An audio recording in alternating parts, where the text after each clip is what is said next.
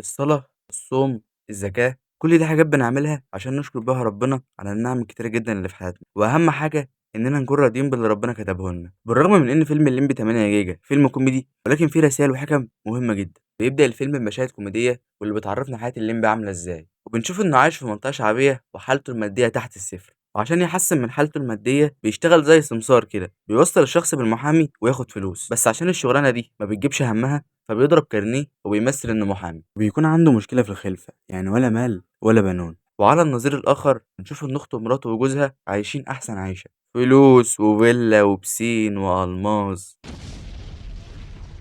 المهم أول ما بييجي للمبي فلوس من ورا شغله كمحامي بيروح عشان يشتري سرير بدل العوامتين اللي عنده، وبنشوفه واقف في محل وصاحب المحل كان بيتكلم مع الدكتور على أساس إنه تعبان وكده، وبعد كده اللمبي بيختار سرير وبيروح عشان يدفع تمنه، والمفروض إنه اتزحلق ومن هنا بيفقد الذاكرة. بس ثانية، هو إزاي بعد ما عدى أسبوع صحى لقى السرير موجود عنده مع إنه أصلا وقع قبل ما يدفع؟ بس ماشي، ولا كأننا خدنا بالنا. ومن هنا بيبدأ الفيلم. بيصحى الليمبي وبيكتشف انه عدى اسبوع من وقت ما راح واشترى السرير، وبيلاقي نفسه مش فاكر اي حاجه حصلت في الاسبوع ده، وبيتصل بالدكتور اللي كان موجود ساعه الوقعه وهو بيشتري السرير، وبيبدا يفهمه كل حاجه، وبيقول له انه جاله تربانه في المخ، بس الدكتور مش بيكتفي انه يعمل له عمليه ولكن بيستغله لمصلحته، وبيحط له شريحه في كتفه، والشريحه دي باختصار كده بتكون عامله زي الفلاشه بتحمل عليها معلومات وكده. ولان الليمبي فاقد الذاكره فما بيصدق يضحك عليه ويجرب عليه اختراع الفلاشه.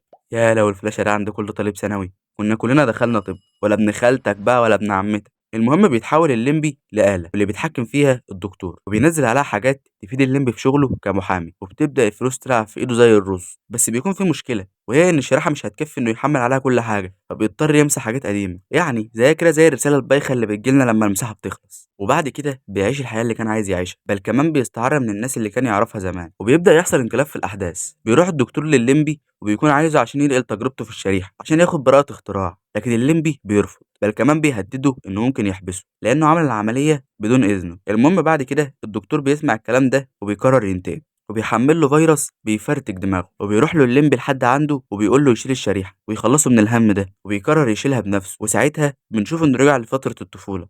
نيجي بقى لفقرة التحليل. الليمبي كانت بتواجهه مشكلتين صعبين وهما الفقر وعدم الخلفة، والمشكلتين دول بنوا جواه شخص أناني ما بيفكرش في أي حاجة غير إنه يجيب فلوس إزاي. بالرغم من إن المشكلتين دول يعتبروا ابتلاء من عند ربنا، بس هو مرضاش باللي مكتوب له. وأنا مؤمن جدا بالحديث ده أيا كان مصدره إيه، وهو معناه إنك مهما عملت مش هتاخد أكتر أو أقل من اللي ربنا كتبه لك، ولو مرضتش بقضاء الله كده كده المكتوب مكتوب. وبرضه أخته مراته وجوزها كانوا غلطانين لأنهم كانوا دايما بيذلوه بإنه ما بيخلفش من باب الهزار، مع إن دي حاجة بتاعت ربنا. أما بقى الدكتور فهو برضه كان أناني لأنه استخدم الليمبي كفار تجارب لحاجة لو نجحت هتنقله في حتة تانية، وما فكرش إن الليمبي ده إنسان وبيحس. الحكمة من الفيلم هي الرضا بالمكتوب، وده مش معناه إنك تفضل واقف في مكانك ما تتقدمش، لأ، اسعى يا عبد ونسعى معاك. في النهاية ما تنسوش تصلوا على النبي وتدعمونا باشتراك عشان تشوفوا كل جديد.